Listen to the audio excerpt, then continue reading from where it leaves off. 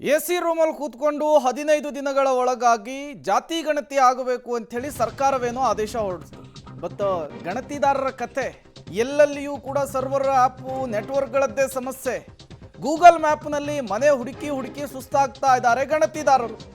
ರಾಯಚೂರಿನಲ್ಲಿ mobile app ಅನ್ನು ಬಳಸೋದಕ್ಕಾಗದೆ ಗಣತಿದಾರರಿಗೆ ಸಂಕಷ್ಟ. 3 ದಿನ ಕಳೆದರೂ ಕೂಡ ಒಂದು ಮನೆಯ ಸಮೀಕ್ಷೆ ಕೂಡ ಆಗಿಲ್ಲ.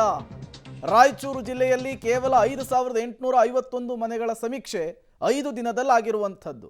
ಇನ್ನು 15 ದಿನದಲ್ಲಿ ಅವರು ಕೊಟ್ಟಿರುವಂತಹ ಟಾರ್ಗೆಟನ್ನು ಹೇಗೆ ರೀಚ್ ಆಗೋಕ್ಕೆ ಸಾಧ್ಯ ಅಂತ ಕೂಡ ಪ್ರಶ್ನೆ ಮಾಡ್ತಾ ಇದ್ದಾರೆ. ಸಾಲು ಸಾಲು ಸಮಸ್ಯೆಗಳು, ಬೆಟ್ಟದಷ್ಟು ಸವಾಲುಗಳನ್ನು ಇಟ್ಕೊಂಡು ಫೀಲ್ಡಿಗೆ ಇಳಿದಿದ್ದಾರೆ ಶಿಕ್ಷಕರು, ಗಣತಿದಾರರು. ಏನೇ ಪ್ರಯತ್ನ ಪಟ್ಟರೂ ಕೂಡ, ಎಷ್ಟೇ ಕಷ್ಟಪಟ್ಟರೂ ಕೂಡ ಅಂದುಕೊಂಡ ರೀತಿಯಲ್ಲಿ ಜಾತಿ ಗಣತಿ ಹೋಗ್ತಾ ಇಲ್ಲ.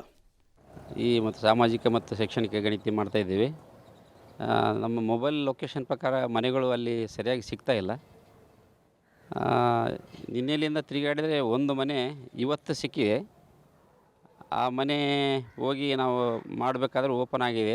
ರೇಷನ್ ಕಾರ್ಡ್ ಕೊಟ್ಟರು ಓಪನ್ ಮಾಡಿದ್ವಿ. ಆಮೇಲೆ ಫೋಟೋ ಕ್ಯಾಪ್ಚರ್ ಮಾಡಬೇಕಾದ್ರೆ ನನ್ನ ಮೊಬೈಲಲ್ಲಿ ಫೋಟೋ ಕ್ಯಾಪ್ಚರ್ ಆಗಲಿಲ್ಲ. ಆ ಫೋಟೋ ಕ್ಯಾಪ್ಚರ್ಗೆ ಸಪ್ರೇಟ್ ಆ್ಯಪ್ ಇದೆ ಅಂತ ಹೇಳಿದ್ದಾರೆ. ಆ ಆ್ಯಪ್ ಕೂಡ ಈಗ ಮಾಡಿದ್ದೀವಿ. ಈಗ ಸರ್ವೆ ಪ್ರಾರಂಭ ಮಾಡ್ತಾಯಿದ್ದೀವಿ.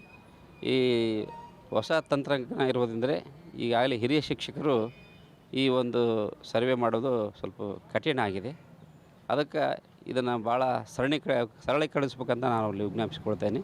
ಅದರ ಜೊತೆಗೆ ಈಗ ಈ ಒಂದು ಮನೆಯ ಓನರ್ ಹೆಸರು, ಆಮೇಲೆ ಅವ್ರ ವಿಳಾಸ ಮತ್ತು ಮೀಟರ್ ನಂಬರ್ ಕೊಟ್ಟರೆ ನಮಗೆ ಸರ್ವೆ ಮಾಡಲು ಭಾಳ ಅನುಕೂಲ ಆಗುತ್ತಂತ ತಮ್ಮಲ್ಲಿ ನಾನು ಅನಿಸ್ತೀನಿ.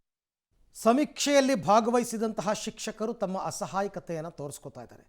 ಇವರು ಅಸಹಾಯಕತೆಯನ್ನು ಜಿಲ್ಲಾಧಿಕಾರಿಗಳಿಗೆ ಹೇಳಬೇಕು, ಜಿಲ್ಲಾಧಿಕಾರಿಗಳು ಮುಖ್ಯಮಂತ್ರಿಗಳ ಗಮನಕ್ಕೆ ತರಬೇಕು. ಅದೆಲ್ಲ ನಿನ್ನೆ ಸಭೆಯಲ್ಲಿ ಆಯಿತು. ಆದರೆ ಮುಖ್ಯಮಂತ್ರಿಗಳು ಅದು ಯಾವುದಕ್ಕೂ ಕೇರ್ ಮಾಡ್ತಿಲ್ಲ. ಟಾರ್ಗೆಟ್ ರೀಚ್ ಆಗಬೇಕು. ಏನೇ ಮಾಡಿದ್ರು, ತಿಪ್ಪುರ್ಲಾಗ ಹೊಡೆದ್ರು ಅಕ್ಟೋಬರ್ 7ನೇ ತಾರೀಕು ಒಳಗಡೆ ನೀವು ಸರ್ವೆ ಮುಗಿಸೋಕ್ಕಾಗಲ್ಲ. ಪ್ರಾಮಾಣಿಕವಾಗಿ ಮಾಡಿದ್ರೆ, ಗೋಲ್ಮಾಲ್ ಮಾಡಿದ್ರೆ ನನಗೆ ಗೊತ್ತಿಲ್ಲ.